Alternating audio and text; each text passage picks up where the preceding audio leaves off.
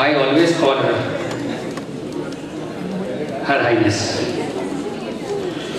She has put her valiant efforts in making the CME a huge success. As I've already told, a woman of substance and a renowned cardiologist, and of course, the organizing chairperson of the CME, Dr. Archana Tandon. यहाँ आइए फिर बात करता हूँ। इजाज़त हो तो कुछ कहना चाहता हूँ आपसे। आप जितने लोग सामने बैठे हैं सिर्फ 10 सेकंड मैडम की तरफ देखिए। उसके बाद मैं जो कुछ भी कहूँगा वो सही है या गलत, वो आपकी तालियां बढ़ाएं। ठीक है?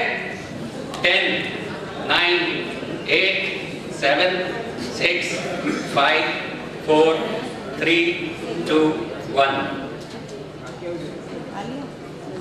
अभी मैं कह रहा हूं, चांदी चमकने लगी है बालों में, ग्रेइंग ऑफ हेयर। चांदी चमकने लगी है बालों में, उम्र तुम पर हसीन लगती है।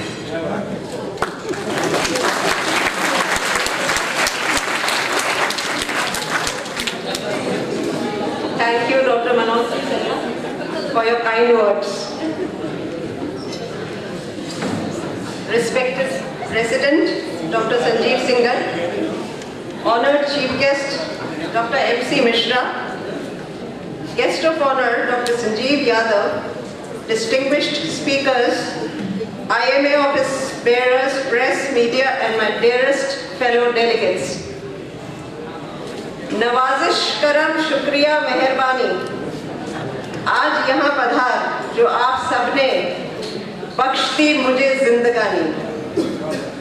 You are all welcome aboard the flight number ECS-TW, that is Empowering Clinical Skills Through Workshops, of Medifest 2015, launched by IMA Moradabad annual CME team. I, the captain of the flight, Dr. Archana Tandon, and that is why I am dressed this way, with her co-pilots, Dr. Shalabh Agarwal and Dr. Nitin Kumar, are ready for takeoff. So tie up your seatbelts and get ready for the flight. First of all, I would like to thank a few people without whom we would not be sitting here enjoying this wonderful flight. First and foremost, our honored chief guest and guest of honor, for accepting our invitation, all keynote speakers for finding time in their busy schedule to join us and share their inspiring and thought-provoking perspectives on advances in medical science. My friends, Dr. Hitesh Bhatt, Dr. Shilpan Gondolia, Dr. Amita Sharma, Dr. Nitin Shah, Dr. Shivani Sachdev Gaur, who traveled long distances to deliver talks and teach us as moderators in workshops, as also to be with me to boost up my morale. To you, the members of IMA, for bearing with my truthful outbursts. My workshop coordinators for helping me in executing my dream project of holding 4 workshops successfully and a session of moot court to be held in addition to the CME, Dr. H.S. Singh for his efforts and hard work in the neighboring areas, as also for his enthusiasm, for it was infectious. Dr. J.P. Tandon and Dr. Divya Goyal, the editor souvenir, for bringing out a wonderful souvenir. Dr. Nitin Kumar, the organizing secretary, for carrying out the plans to the hilt and doing full justice to his post. Dr. Shalabh and Vice Chairperson, Dr. Shalabh, the Vice Chairperson, and Dr. J.P. Tandon, the best coordinators in the team, who kept the morale high by superbly mediating between the headstrongs and those at loggerheads, and gently smoothing the wrinkles which are bound to happen in any organizational process. Dr. Babita, our Honorary Secretary, IMA Moradabad, for keeping us all on our toes, and Dr. Sanjeev Singhal for believing in my ideas and making me the organizing chairperson. Completion of any project requires teamwork, comradeship, cooperation, and discussions avoiding argumentations, healthy atmosphere, and blessings of elders. Fortunately, we had the best blend of all of these. कोई आज तक न समझ सका ये उसूल गुलशने ज़ीस्त का कि वो ही फूल नजरे कैज़न हुए जिसे एतबारे बहार था. Last year, with me as the organizing secretary, we had launched a new concept of holding concurrently run academic sessions in specialty subjects in 2 halls. We advanced this year further on that path by giving our CME a national resemblance by holding successfully 4 workshops for the first time in the history of IMA Moradabad annual CME. I wish to see the organizing committee of the next year to carry this league forwards by holding live workshops and more interactive sessions as part of CME. Well, what do you understand by workshops? To some it may be where the husband works and the wife shops. But here, we just finished with a lovely presentation on understanding the practical aspects of medical advancements and have learned as to how to empower our clinical skills using them. In addition to this, as the organizing chairperson, I have an important statement to make to the medical profession, to you, the doctors of our city and of the nearby areas, regarding uniting to save our fraternity. My stress today to the young clan of doctors is to develop an understanding of the importance of management lessons, of developing an understanding of medico-legal issues, and of being well-versed with our constitutional rights in the country, and associations of fraternity bodies of which we are part, so that we are not misguided, misjudged, or misused by our clients, public, and office bearers in general. And so, believe in yourself and stand for your rights. CMEs, in addition to the specialist subject talks in general, should also incorporate talks which teach us, the doctors, to develop these special skills which are not part of our regular medical curriculum, but are so much necessary to practice modern medicine with dignity, safety, and honor.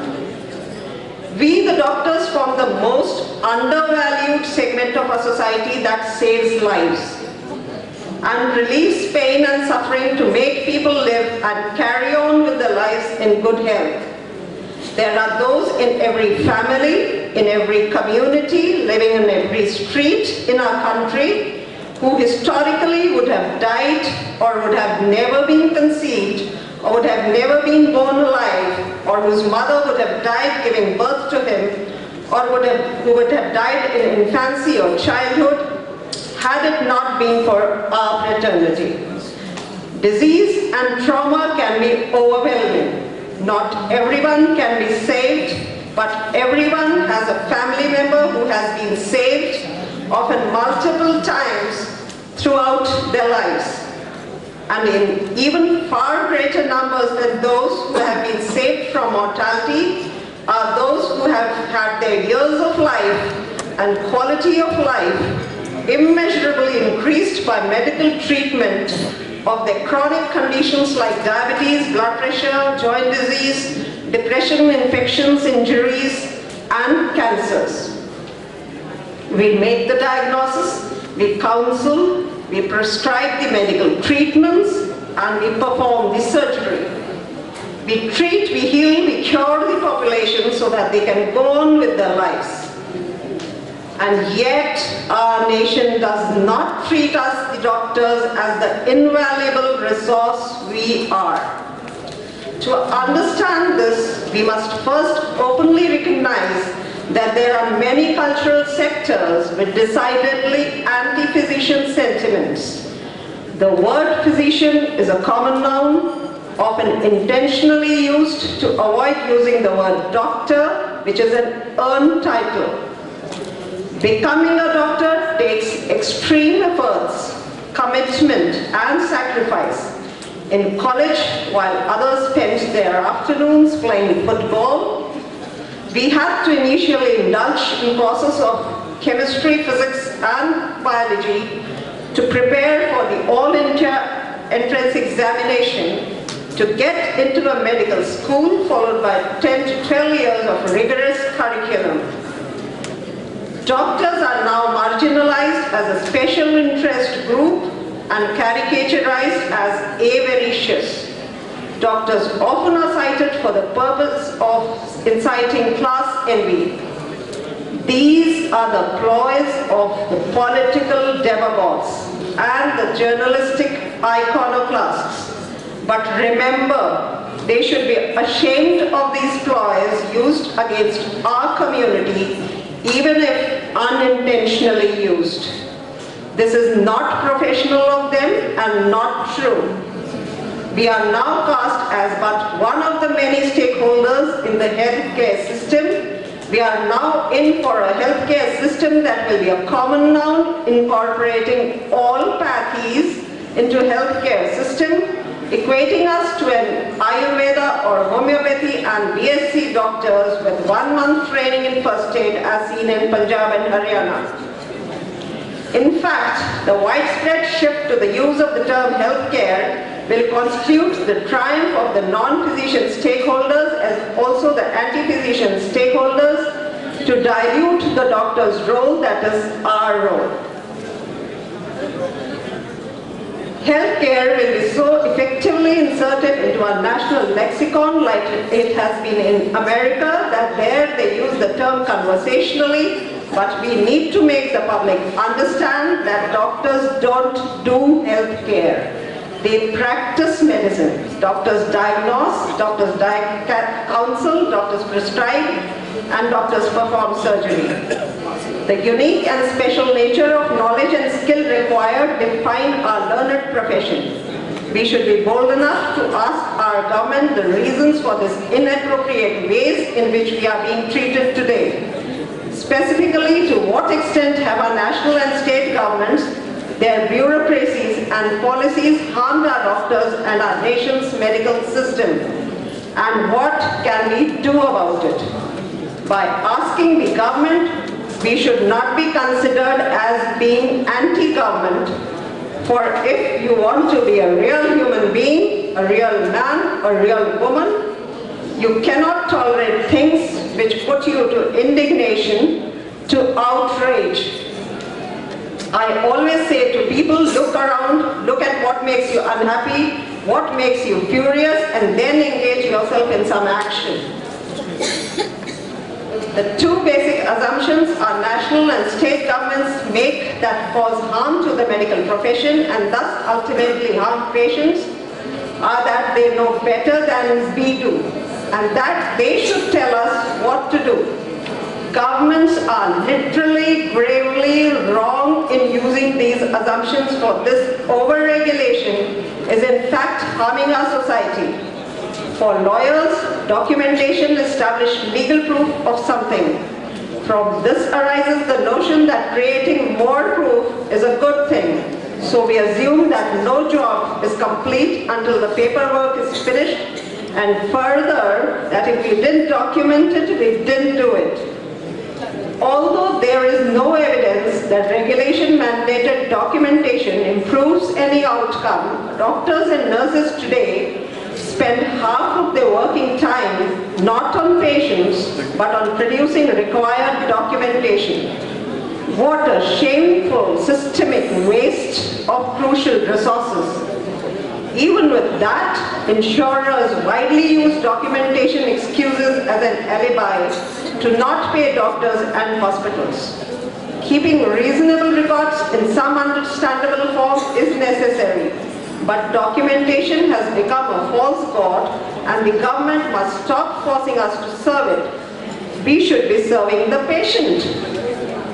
The voluminous free medical care poured out daily by the doctors and hospitals in this country has been unacknowledged for decades. Believe me, no doctor does mistakes purposely. Slowly behind the scenes, commercial insurers successfully assuming controls similar to governmental controls, thus unleashing the dogs of managed care. The enduring legacy of this misattribution has been to destroy the patients, and the public's confidence in their doctors, and the government has seized on that to regulate us even more. Poor outcomes and complications are no longer understood as the consequences of dreadful disease and injury, but are seen as obvious evidence of rampant medical incompetence. The combined effect of the cultural, journalistic, legal, political and governmental injury of the medical profession in creating today's anti-physician culture can reasonably be called war on doctors. What can we now do about this? We can ask our government for national medical realizations. I would ask our IMA leaders, as also our CMO Dr. Sanjeev Yadav, to make the government realize that throughout our country, in every family, there is someone alive today who would be dead, or someone who can see, hear, think, breathe, eat, sit, stand, who would not be able to do so had it not been for us, the competent Indian doctor. This address is to recognize that though we are just like the rest of the population, arising from humble beginnings, we have become what we are through incredible hard work, constant personal sacrifice, and at a cost to our families that few of the common public can understand. To be a doctor today is to represent a great pursuit of any adolescent's dream, and our nation should place far fewer barriers in our path. Let not the intelligent class run away from accepting this branch as their profession. Let not there come a stage where we are forced to get ourselves be treated at the hands of the less able. The only one who should tell a doctor what to do is the patient, not the government. Let us pledge this day to unite, to save our fraternity from all the quarters so that we can serve the humanity better without fear. Nearing the end of my address, I want to thank my foundation pillar, Dr. J.P. Tandon, who has the structural design similar to a Japanese foundation, which is capable of bearing the thrust of earthquakes of a very high magnitude of beyond 7 Richter scale, and without whom I would not be standing here. Thank you, Jay. My children, Arjun and Anuja, I love you and thank you for traveling miles to be here with me on this day. I end my address with a poem written by me to acknowledge my colleagues in the organizing committee, as also all of you for your generous contribution, whether it be by way of financial support, by way of helping in the organizational process, or by mere presence to boost morale for this CME. It describes in short our efforts and is titled A Mission to be Accomplished. A task to be done, laziness abandoned, it was at no one's behest, but to fulfill Dr. Singh's request. During the satisfying travel, never did once I feel the uneven gravel. Fully supported by my team, I wrote to fulfill a dream. We planned and executed in unison. Slowly we moved in the forward direction. Experts in the academic field we pursued, our determination, never getting subdued. We honed up our caliber as the luminaries queued up to deliver, to brief us with the best in the subject, well understanding our primary object. Our parent body is being benefited as the plan is getting executed. As this day of fan and fair has dawned and has taken off fairly well as planned, all the participants have contributed to its success, and I can feel the vibrancy as I stand here to address, with the academic thirst quenched and our souls fully drenched, We thank the Almighty as we start with our CME. With one sentence, for the youngsters sitting here, I leave the stage. Let those who bury you know you are seeds and you are capable of growing into tall trees. Goodbye and happy birthday. Thank you, Dr. Archana. Chidi speech.